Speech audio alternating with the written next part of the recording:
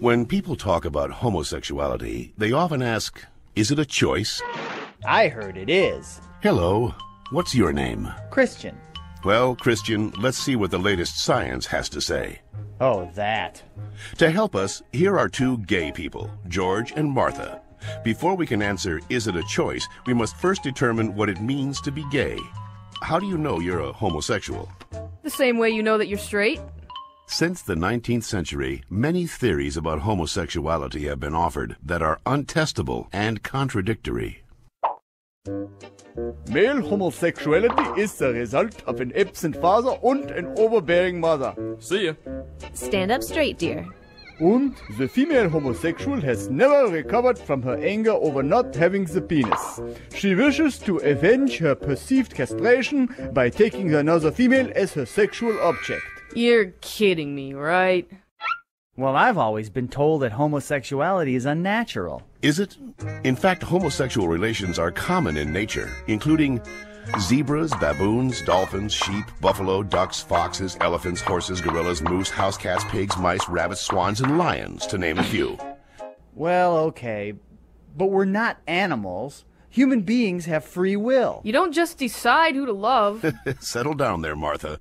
Christian does have a point, but let's take a look at the most recent scientific evidence. As they study sexual orientation, scientists are currently looking at three main areas: genes, hormones, and birth order. Of course, most of these studies focus only on male sexuality. Sorry, Martha. What a shock.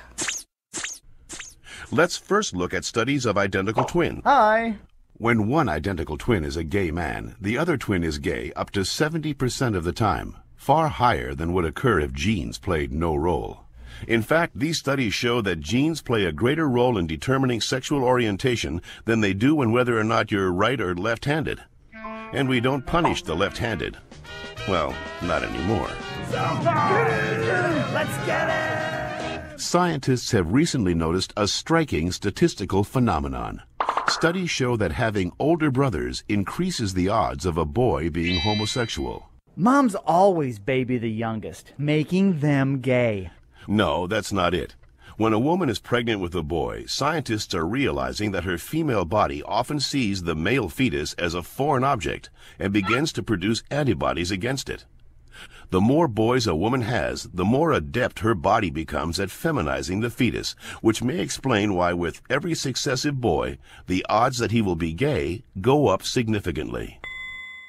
All right, maybe you all accept it, but what about those people who started out gay and say they became straight by discovering God? What about ex-gay ministries? Even so-called ex-gay ministries don't claim to change a person's inner sexual desires, just his or her sexual conduct. We're still gay. If these places really work, why don't they all use the same technique? Why does each ministry experiment its own way? Well... And why have so many members and leaders recanted earlier claims that they were changed? Maybe these programs don't work for everyone, but what's the harm? How about the feelings of shame and guilt they instill and reinforce in their victims? Or the money, energy, and time they sap from people who have nothing wrong with them? Says you. Well, in point of fact, not just George says that, Christian. The American Medical Association, the American Psychiatric Association, the American Psychological Association, the American Psychoanalytic Association, the American Academy of Pediatrics, and the National Association of Social Workers have all stated that homosexuality should not be treated as a mental disorder, and that they oppose attempts at reparative or conversion therapy, and that sexual orientation is not a choice and cannot be changed. So that's it.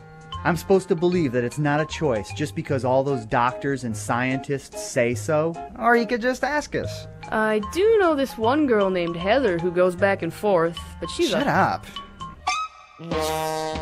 The information in this educational cartoon is based upon studies that can be found in any university library, with the possible exception of the Bob Jones University in South Carolina.